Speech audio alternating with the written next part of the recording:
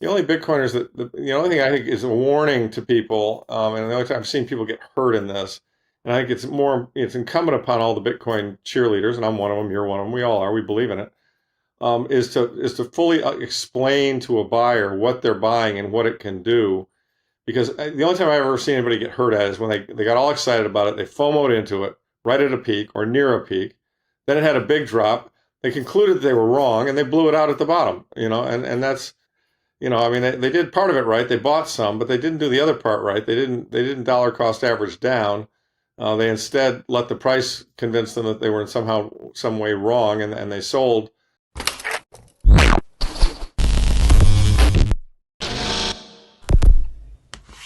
Hey guys, welcome back to Everyday Finance. In this video, Larry Lepard discusses Bitcoin and crypto. Bitcoin exchange traded funds, ETFs, in Hong Kong have exceeded 2 billion Hong Kong dollars, equivalent to approximately $256 million in assets under management, AUM. This achievement is remarkable. However, the US counterparts have attracted significantly more investors and funds. In the past week alone, there has been a net inflow of 247 Bitcoin into the 3 Bitcoin ETFs in Hong Kong, have been increasing their total holdings to over 4,450 Bitcoin. In light of these developments in the ETF market, Lawrence Lepard, a well-known Bitcoin enthusiast, recently shared his insights on investing in Bitcoin. In an interview, Lepard highlighted the importance of age when it comes to risk tolerance in Bitcoin investing. He suggested that elderly investors might need to exercise greater caution due to their shorter time horizons, while younger investors might be more comfortable with Bitcoin's volatility. Lepard also expressed his belief that Bitcoin will surpass gold in terms of long-term growth and investment potential. He emphasized the need for governments to act responsibly and called for a stop to government irresponsibility. According to Lepard, elderly investors should diversify their holdings with some Bitcoin, but they should proceed cautiously. On the other hand, younger investors have a longer runway and can tolerate market drops more easily, and lots of things Larry Lepard discusses, so please watch the video to end, and share this video and subscribe our channel Everyday Finance. Thanks. If you're 30 and you know that you've got a long runway in front of you and a lot of earning power and so forth, yeah, if this thing goes up and down a bit, who cares, right? But if you're 60 or 70 and you put all your money into something and it has a 60% drawdown, well, that's kind of bad. I mean, Absolutely. and so I mean, I think older people are right to be somewhat cautious, but that doesn't mean they hold zero. And obviously, I'm glad you talked your father into it because it is the best performing financial asset. It's going to, in my opinion, it's going to continue to be the best performing financial asset. And so it's if you can live through the roller coaster, which, as we all know, kind of never lasts more than 4 years, then you're fine. But if you're on your deathbed and you might need the money, your heirs might need the money in a year or two, well, you probably shouldn't have all your money in Bitcoin. That's it.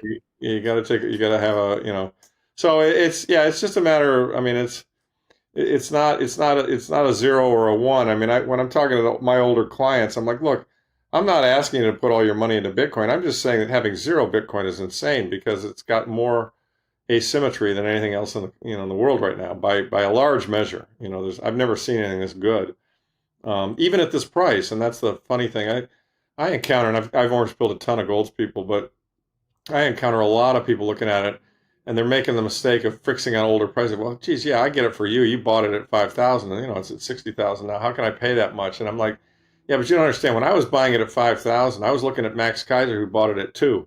You know, and you kind of just have to get comfortable with the fact that what Saylor said is correct. It is going up forever, Laura. And so I mean, if you bought it at 60 and it goes to 600 and then it goes to 6 million, both of which I think will occur now over multiple years, you're going to be really glad you bought it at 60. So, but you've got to have patience, right? And we all know that. Absolutely. Those of us who are in it, know it, have studied it, etc., say that. The only Bitcoiners the only thing I think is a warning to people, and the only time I've seen people get hurt in this, and I think it's incumbent upon all the Bitcoin cheerleaders, and I'm one of them, you're one of them, we all are, we believe in it, is to fully explain to a buyer what they're buying and what it can do. Because the only time I've ever seen anybody get hurt at it is when they got all excited about it, they FOMO'd into it right at a peak or near a peak. Then it had a big drop. They concluded they were wrong and they blew it out at the bottom, and that's, I mean, they did part of it right. They bought some, but they didn't do the other part right. They didn't dollar cost average down. They instead let the price convince them that they were in some way wrong, and they sold, whereas if they just hung on, as we all know, everybody who's been in it for 4 years is ahead, of their cost basis. And I think that pattern will continue. But, for an older person who's got risk, aversion, it should be an aggressive part of their portfolio that, if it goes down 60%, it's not going to change their lifestyle or scare them, and so I don't know what that means, but I mean, if you're 70 or 80, maybe it's 10% or 20% of your portfolio, I mean, that's just a guess. I mean, I think everybody's different. I know 70-year-olds who have all their money in it, but they fully understand it and they believe in it longer term. So, it's a matter of understanding what you're buying.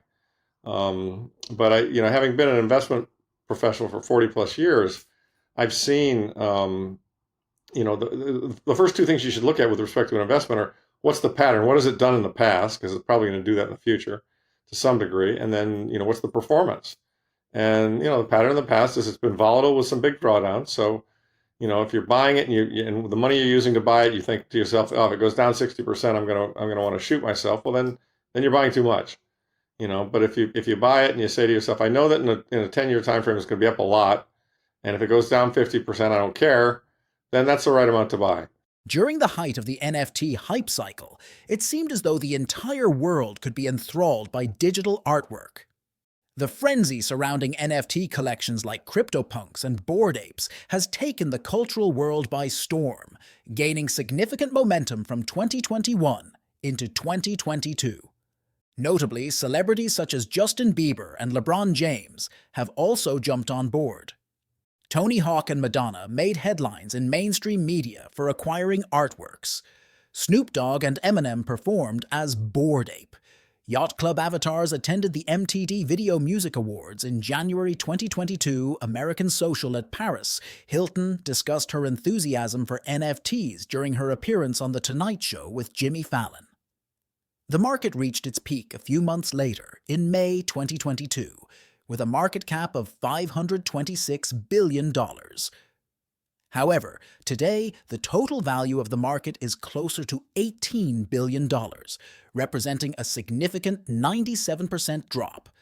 Given this situation, it's worth considering how those NFT investments are performing at present. The CryptoPunks series, launched on the Ethereum blockchain in 2017 by Lavras Labs, is widely regarded as one of the most prominent and easily identifiable collections of NFTs ever sold. The impressive collection of 10,000 pixelated punk characters played a significant role in shaping the crypto art movement of 2021. Christie's of London recently conducted an auction where they sold a collection of non-CryptoPunks for an impressive $16.9 million. According to Christie's, this collection draws inspiration from the London punk scene, Blade Runner, and William Gibson's iconic cyberpunk novel Neuromancer, published in 1984. The auction took place on February 12, 2022. One of the Crypt Punks, known as Hashad 5822, was sold for a staggering amount of 8,000 Ethereum, or $23.7 million. Interestingly, it was acquired by Dieck, the CEO of the blockchain banking company Chain. Surprisingly, just a month later, Dieck declined an offer of 10,000 Ethereum for his punk. This decision would have resulted in a quick profit of $2 million. In April 2024, there were only 9 alien CryptoPunks, and one of them was CryptPunk Hash 5822. Another alien CryptoPunk, number 635, was sold for $4,000 Ethereum, or $12.4 million. Additionally, alien CryptPunk Hash 3100 was sold for 4,500 Ethereum in March 2024. These sales suggest that the value of Theo's investment has approximately halved. In just 2 years, the fascination with CryptoPunks may have diminished, but the enthusiasm for Ethereum remains strong. Back in February 2022, a stash of 8,000 Ethereum was valued at a modest $23.7 million.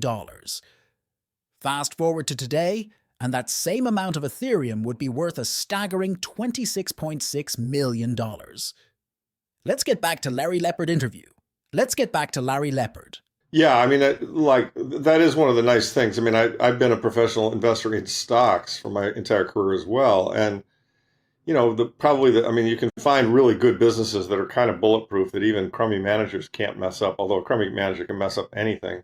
Yep. But when you're dealing with stocks, you're always dealing with how good is this management team, and are they going to do the things that are in the best interest of the shareholders? And you know, that's a big question mark in many instances. In the case of Bitcoin, you know, because it's kind of a mathematical protocol, and because the core developers are constrained, you know, in the sense that anything they propose has to be approved by all the nodes. You know, it's kind of like it's a really nice feeling to know that there's no management team to F it up. You know what I mean? So Yep. I like that a lot as one of its characteristics. Yeah, yeah, it really is. I mean, I've always said that you can go to any. I mean, 8 billion people on the planet know what gold is. They know it's money. 5,000 years of history. You know, it's just got an enormous network effect in that respect. And yeah, Turkey's had a lot of inflation, and what I've been told by a couple of people I know who live there or been there is that the young people are buying Bitcoin, the old people are buying gold, and it makes perfect sense. I mean, you know, the one thing about gold can be volatile too, but typically volatility in gold is down 20%, not down, you know, 50, 60, 70%. So and you know, that volatility generally irons itself out pretty quickly in both of these assets because you know they're not being printed, and that's really the underlying theme here. And the reason why you know these things are going to work so well is you know the other side of this coin. I mean, if governments and central banks throughout the world were behaving in a responsible fashion, you know what we're proposing wouldn't be as relevant. But I think anybody who takes the time to read the news and investigate the facts can only conclude that governments and central banks are operating in a very irresponsible fashion and probably with growing irresponsibility, which is why, you know, I think ultimately we're going to get to hyper Bitcoinization, but that's not tomorrow. That's years away, but we're heading in that direction because, you know, I mean, it's just math. I mean, you cannot continue to keep a sovereign debt bubble going unless you print more money. Otherwise it'll collapse on itself. I mean, very deflationary.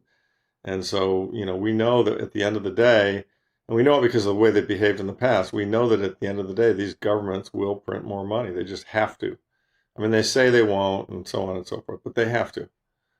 Because if they don't, it's going to collapse, and no government, they know that if it collapses, you know, that's the revolution and they're all thrown out of office. So, you know, the choice of a collapse versus, you know, printing some money and creating inflation, they'll pick inflation every time. The scammers who hacked the official McDonald's Instagram page on August 21st managed to steal more than $700,000 in Solana. They used the fast food giant's social media platform to promote a fraudulent cryptocurrency called Grimace. Screenshots shared on X reveal that the McDonald's Instagram page made multiple posts endorsing this fake token, claiming it to be a McDonald's experiment on Solana. These posts were seen by the brand's 5.1 million followers worldwide, as reported by a blockchain analytics service. Pubble Maps.